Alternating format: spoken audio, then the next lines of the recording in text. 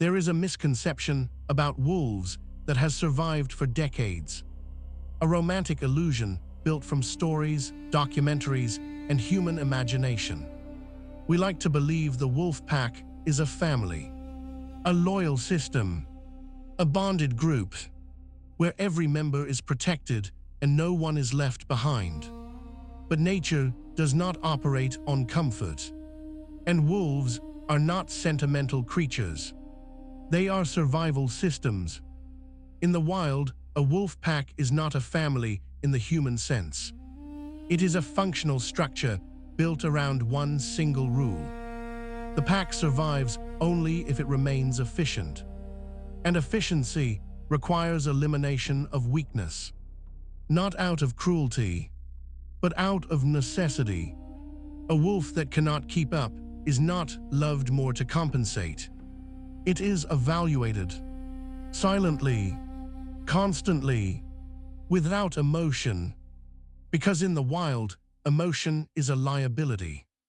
When a wolf begins to slow down, when injuries prevent it from hunting effectively, when age reduces its reaction speed, something subtle happens first. The pack does not attack it immediately. That would be wasteful. Instead, it begins to drift. Distance increases during movement.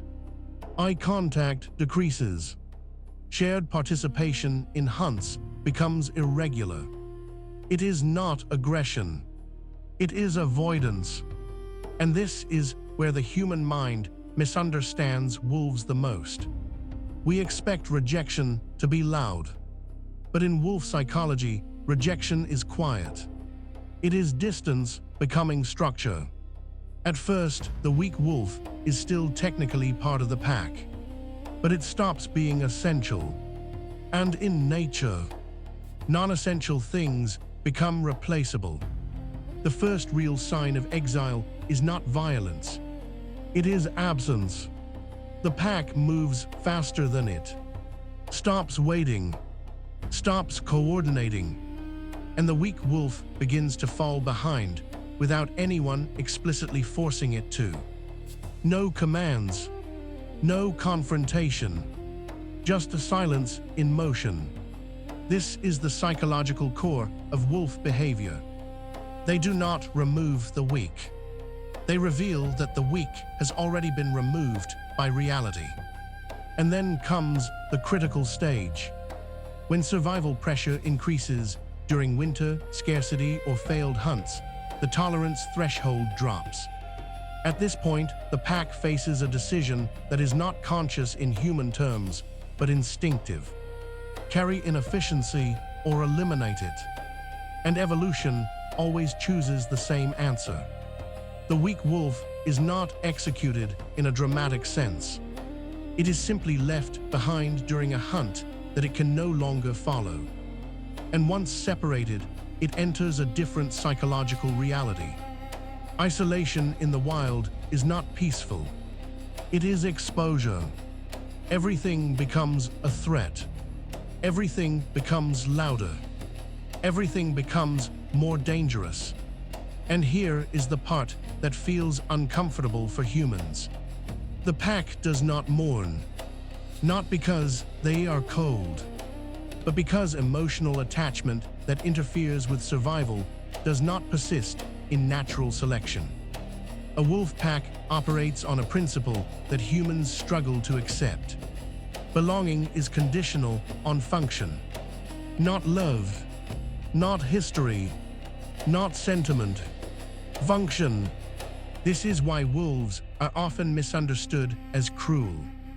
But cruelty implies intention. Wolves do not intend suffering. They respond to structure. The exile of the weak is not a punishment. It is a recalibration of survival probability. A pack that carries too much inefficiency collapses entirely. And then every member dies, including the strong. So what looks like rejection is actually prevention. What looks like abandonment is actually preservation. What looks like heartlessness is actually system stability. But there is another layer humans rarely see. Because not all weak wolves are simply discarded. Some are absorbed into a different role. Not as hunters, but as observers, helpers, peripheral members. They may still follow at a distance. They may still survive on scraps. But they are no longer central to the structure. They exist on the edge of relevance. And this is perhaps the most psychologically revealing aspect of wolves. They do not believe in equality. They believe in contribution. If you map this behavior onto human psychology, it becomes uncomfortable quickly. Because modern human systems still mirror this instinct. Workplaces, social groups, even relationships. When someone stops contributing, distance appears first. Then communication reduces. Then inclusion fades. Then replacement becomes inevitable. Wolves are not teaching us cruelty. They are showing us something older than morality. They are showing us what survival looks like when sentiment is removed. And yet, there is no hatred in the system. No resentment. No moral judgment. Only adaptation. The most important misunderstanding is this. Humans interpret exile as emotional rejection. Wolves execute it as environmental adjustment. There is no decision to be cruel. There is only a continuous calculation. Does this structure still work? If the answer is no, the structure reorganizes itself, and the weak wolf becomes part of the external environment again. Not enemy, not victim, just no longer integrated. In extreme cases, the weak wolf either adapts alone or disappears entirely. But nature does not record tragedy. It only records outcomes. And here is the final truth that sits beneath everything. The wolf pack is not designed to protect individuals. It is designed to protect continuity. Individual survival is secondary. Group survival is primary. And anything that disrupts that hierarchy is naturally filtered out.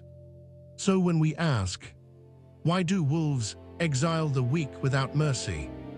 The answer is not emotional. It is structural. Because mercy assumes a system where weakness can be carried. Wolves do not live in that system. They live in one where survival is paid for in efficiency.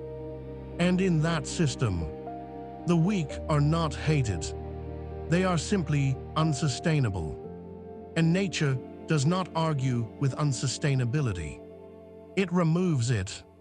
Quietly, consistently, without mercy.